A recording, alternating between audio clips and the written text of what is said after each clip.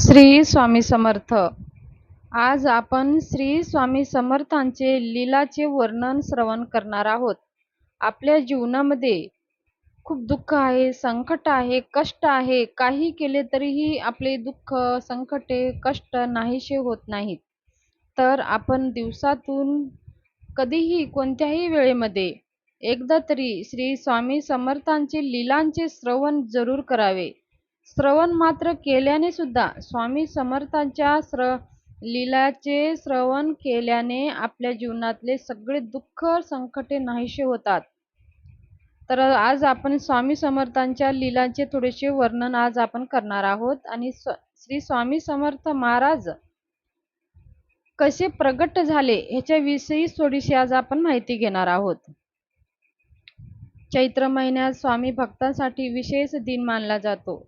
चैत्र शुद्ध द्वितीयेला स्वामी समर्थ महाराज प्रगट दिन साजरा केला जातो आणि श्री स्वामी समर्थ पुण्यतिथी चैत्र महिन्यातच साजरी केली जाते.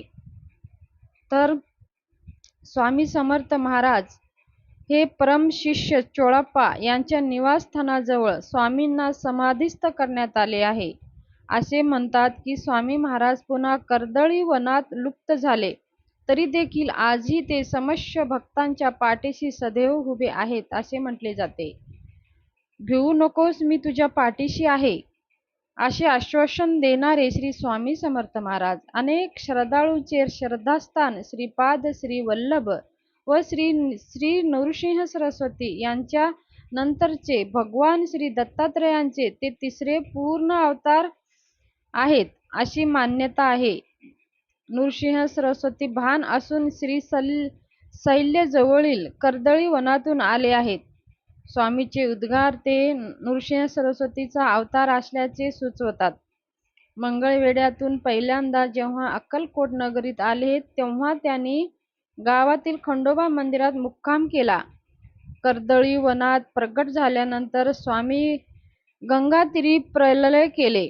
गंगातीरीवर भ्रमण करता करता ते कलकत्त्यात गेले व तेथे त्यांनी महाकाली मातेचे दर्शन घेतले.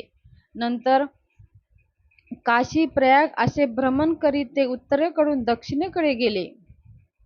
शेगावाचे गजानन महाराज व शिर्डीचे साईबाबा यांना दीक्षा दिली. स्वामींनी भ्रमकाळात अनेकांना दृष्टांत देण्यास सांगितले आहेत. स्वामी महाराजांचे अक्कलकोटामध्ये आगमन झाले व तिथल्या 22 वर्षात वास्तव अक्कलकोटात ते तीर्थक्षेत्र झाले. तेथे त्यांनी जगातील अनेक मान्यवरांना मार्गदर्शन केले.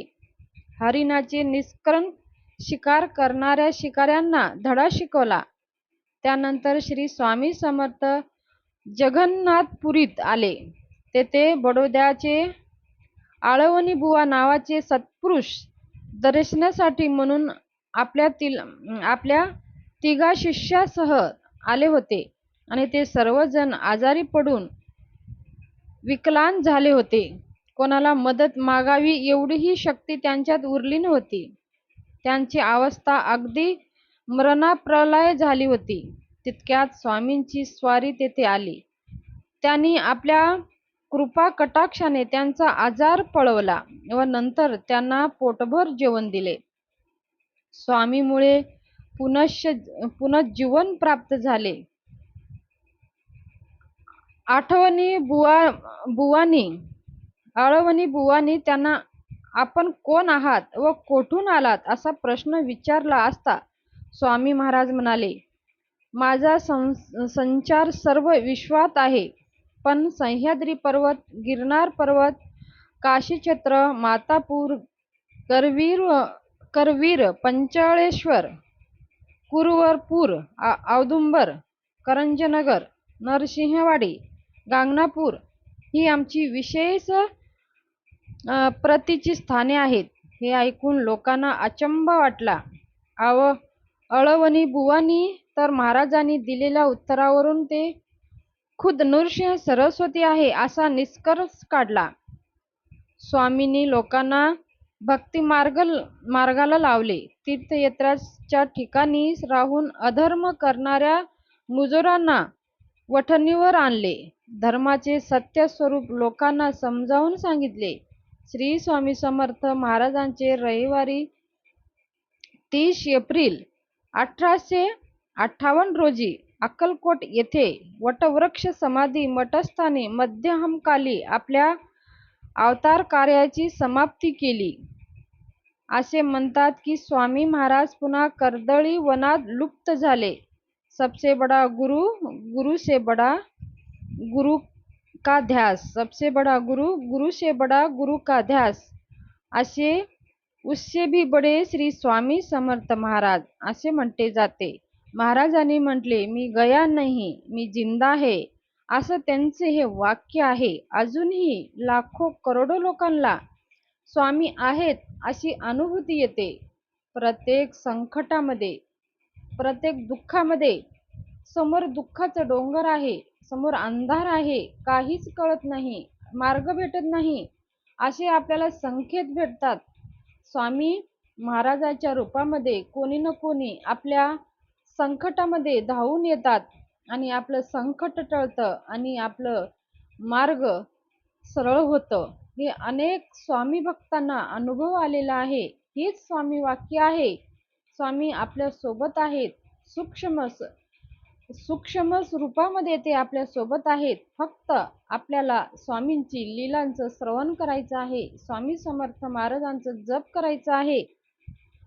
स्वामी समर्थ चरित्राचे, लीलांचे श्रवण करायचं आहे. आपल्या संकटामध्ये, आपल्या दुःखामध्ये स्वामी महाराज आपल्याला तारून नेतात आणि आपले दुःख संकटे नाहीसे करतात. म्हणून एवढे लाखो लाखो लोक स्वामी महाराजांची भक्ती करतात, स्वामी महाराजांची सेवा करतात आणि त्यांच्या जीवनामध्ये येणारे संकटे आपोआप स्वामी महाराजांच्या कृपेने टळतात.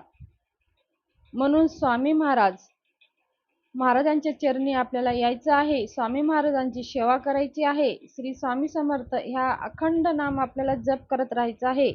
आपल्याला वेळ नसेल तर आपल्या प्रत्येक कार्यामध्ये, नित्य आपण कोणतेही कार्य करत असाल, घरामध्ये तुम्ही स्वयंपाक करत असाल, जॉब करत असाल, काही कार्यामध्ये हिंडत फिरत तुम्ही स्वामी समर्थ महाराजांचं जप करत राहायचं आहे. आपले संकटे, दुःख नाहीसे होतात आणि स्वामी महाराज आपल्याला आपलं सुखरूप जीवनामध्ये वाटचाल करण्यास मदत करतात. तर ही स्वामी समर्थ महाराजांच्या लीलाविषयी वर्णन केली. जर ही लीलांचं वर्णन तुम्हाला आवडलं असेल तर व्हिडिओ सबस्क्राईब करा आणि कमेंट बॉक्समध्ये श्री स्वामी समर्थ लिहायला विसरू नका.